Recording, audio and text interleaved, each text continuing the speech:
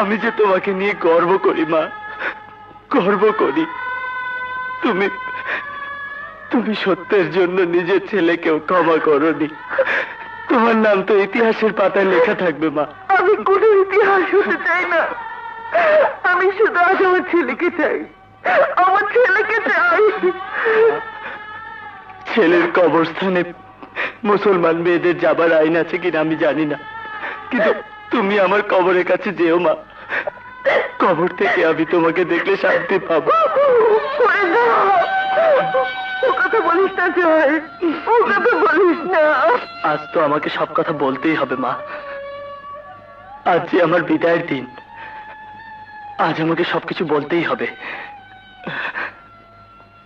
মা, আজ তোমাকে একটা সত্যি কথা বলি।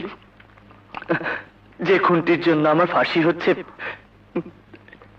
সে খুনটি আমি করিনি মা।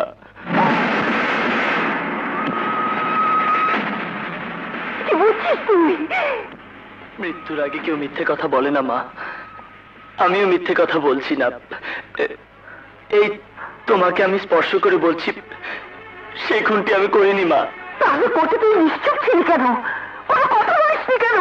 আমি চাইনি তোমার কথা মিথ্যে হয়ে যাক মা, তোমার অপমান হোক, এটা আমি চাইনি, তাই আমি চুপ করেছিলাম। না না, এ হতে পারে না, এ হতে পারে না। যে সত্যের জন্য আমি নিজের ছেলেকে কোরবানি দিতে চেয়েছি, সেই সত্য এত বড় মিথ্যে হতে পারে না, কিছুতেই হতে পারে না। আমি প্রমাণ করে দেব সত্যের বিরুদ্ধে। আমি তোকে বাঁচাবো, আমি তোকে বাঁচাবো, আমি তোকে বাঁচাবো।